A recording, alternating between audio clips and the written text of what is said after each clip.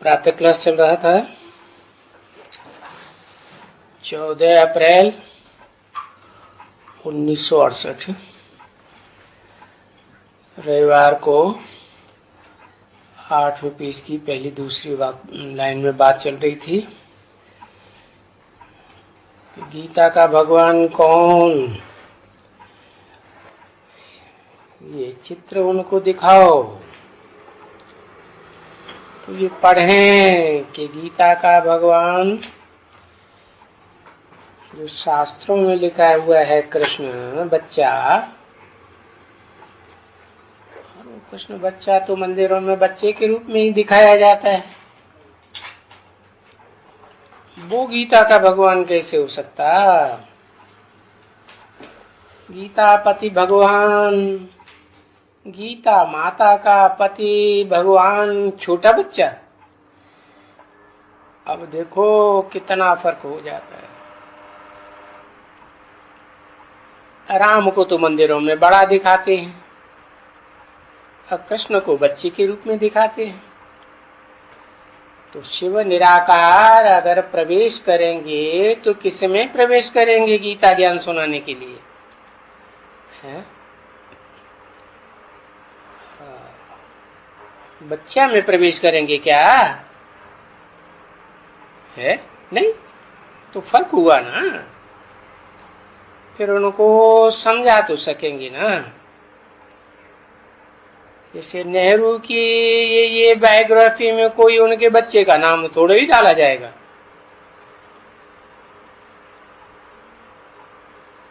तो देखो कितनी भारी भूल हो गई है। और अब ये भूल जब तक न सुधारी जाए, ये सारी दुनिया के लोग बाप को नहीं पहचानेंगे। जैसे विदेशी और विधर्मी धर्म पिताओं ने निराकार को तो बाप माना है बिल्कुल गॉड फादर माना है, परंतु गीता में कृष्ण का नाम डाल देने से उनकी बुद्धि भी चकराएगी। मानते हैं कि गीता का ज्ञान सर्वश्रेष्ठ ज्ञान है, ऐसा ज्ञान हमारी धर्म पुस्तकों में भी नहीं है। फिर भी मानने के लिए तैयार नहीं होते कि कृष्ण कोई गीता का भगवान हो सकता है। तो समझा सकेंगे ना कि बड़ी भारी भूल हो गई है। कैसे बाप को पहचानेंगे? रूहानी बाप को, जो रूहों का बाप है। कोई जिस्मानी बाप तो नहीं है। रूहानी बाप को तो जैसे रूह को देह चाहिए, तभी माता के गर्भ से जन्म लेती है। अब बाप तो गर्भ से जन्म नहीं लेते, परंतु कोई तन में प्रवेश तो कर सकते हैं ना। जैसे गीता में लिखा है मैं प्रवेश करने योग्य हूं। कोई शरीर में प्रवेश करेंगे तो इसीलिए तो उन्होंने शास्त्रों में दिखाए तो दिया कि अर्जुन के रथ में आया। अब शास्त्रों में तो लिखा हुआ है शरीरम रथम विद्धे, शरीर को रथ मानो। और गीता में बोला हुआ है अर्जुन से इदम शरीरम कौन्तेय क्षेत्रम मित्यभिधीयते। ये कुंती पुत्र अर्जुन, ये तेरा शरीर रूपी रथ जो है मेरा क्षेत्र है। किस बात का क्षेत्र है? गीता ज्ञान सुनाने का। तो निराकार आत्मा जैसे शरीर नहीं धारण करती है तब तक कोई कार्य नहीं कर सकती, ऐसे ही निराकार आत्माओं का बाप भी जब तक अर्जुन कहो, आदम कहो, एडम कहो, सृष्टि का आदि पुरुष कहो, उसमें प्रवेश न करे तब तक कोई कार्य कैसे करेगा? ज्ञान कैसे सुनाएगा? ज्ञान सुनाने के लिए तुमको चाहिए ना। तो ये भूल को सुधारना है। बाप से वर्षा कैसे लेंगे अगर भूल नहीं सुधारेंगे? कितनी बड़ी भूल है। ये रूहानी बाप क्या समझाते हैं, और वो विद्वान पंडिताचार्य सन्यासी क्या समझाते हैं कि गीता का भगवान कृष्ण बच्चा है। अभी कृष्ण तो अगर कृष्ण कहें सो भी उनको मुरली दिखाई है। अब वो काठ की मुरली की तो कोई बात ही नहीं है। ये तो जिस अर्जुन के रथ में प्रवेश करते हैं वो कठबुद्धि हो जाता है। और उससे भी जास्ती कठबुद्धि तो वो आत्मा होती है जो इस मनुष्य सृष्टि में पीपल के पत्ते पर दिखाया गया है। तो ये ज्ञान सारा मुख से समझाया जाएगा ना। मुरली तो बच्चे, वो तो बच्चे तो होते ही हैं वहां। अब स्वर्ग में तो उनके पास, बच्चों के पास रतन जड़ित मुरलियां होंगी और आपस में खेल कूद करते ही हैं, डांस करते हैं, संगीत बजाते हैं। कहते थे ना, अपने पास छोटे बच्चे क्या खेल कूद करते हैं, तो वैकुंठ में जाकर के ये खेल कूद करते थे। और वहां वैकुंठ में कोई ज्ञान थोड़े ही सुनते थे। वहां तो ज्ञान सुनने की दरकार ही नहीं है, वहां तो है ही सब सुखी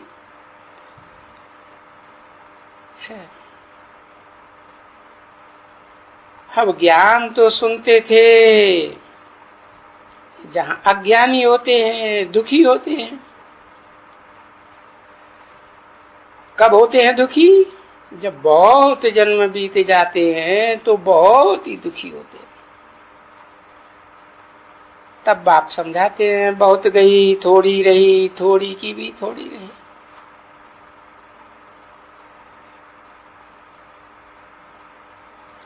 तो बाप समझाते हैं कि बच्चियों में भी एक भी नहीं है। जो बात मैं समझाता हूं वो समझ सके। ऐसी कोई दीदी है?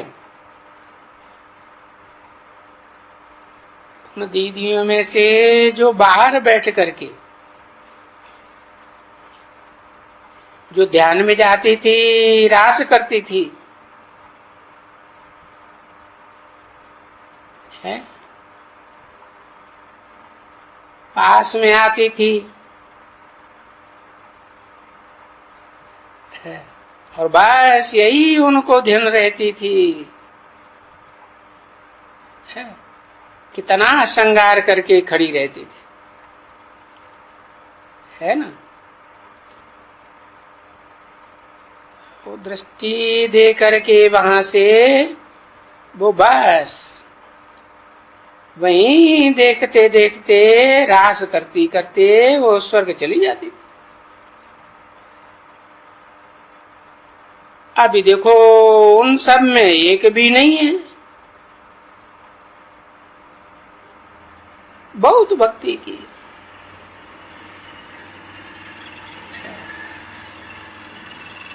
साधु संत वगैरह वगैरह, उन सब ने भी क्या किया? ये सब भक्ति ही की ना। और सो भी कोई उन बाबाओं में अच्छा बाबा नहीं है, वो बोलते हर्जा नहीं है। अगर बाबा अच्छा नहीं है, चलो हम आपस में बैठे, चलो।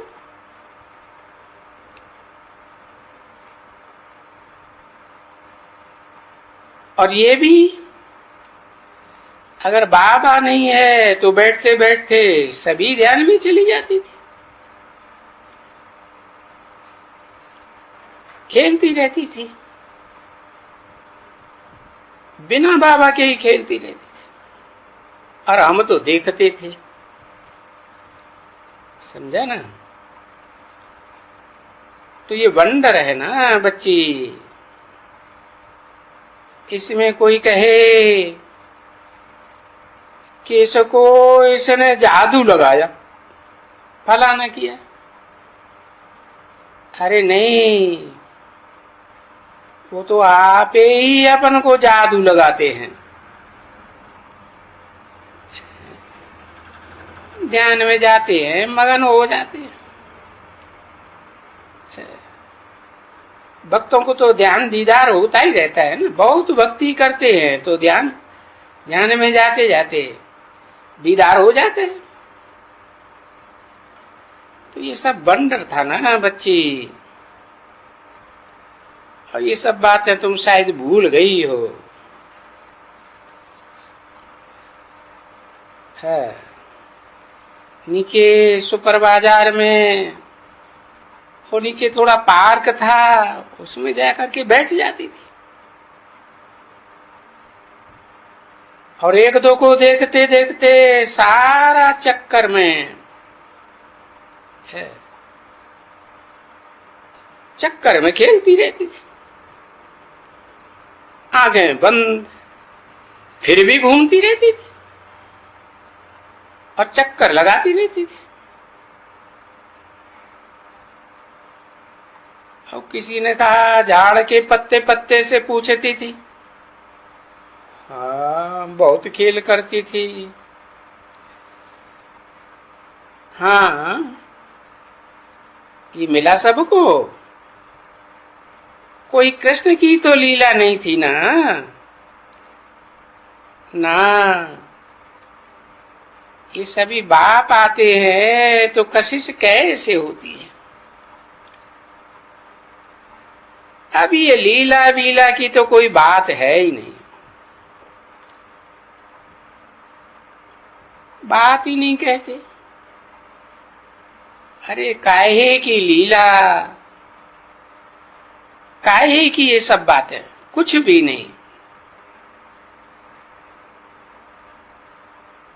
अब हम तो टीचर बन करके आते हैं।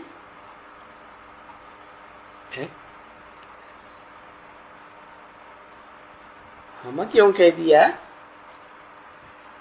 मैं टीचर बन करके आता हूं, ऐसे कहना चाहिए ना। तो मैं अकेला तो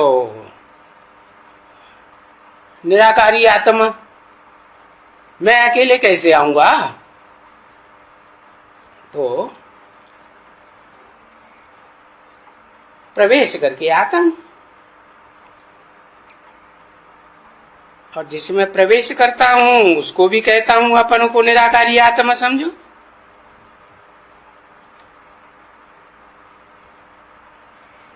तो हम दोनों हुए ना। आत्मा बिना शरीर के कैसे टीचर बनेगी? तो हम टीचर आते हैं तुम बच्चों को पढ़ाने के लिए। तो आप इसमें देखो लीला क्या है। ये तो सब पढ़ाने की टीचर ही है, और कोई लीला है क्या? पढ़ाने के सिवाय और क्या करते हैं?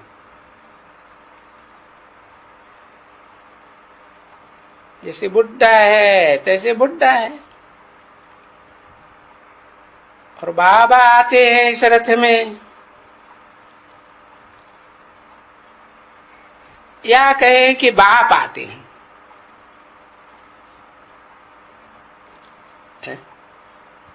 बाबा आते हैं कि बाप आते हैं, क्या कहें?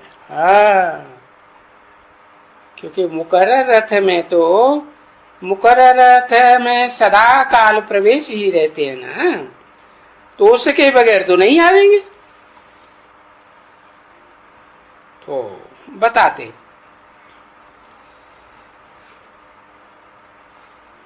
कि बाबा शिव बाबा कहा जाता है,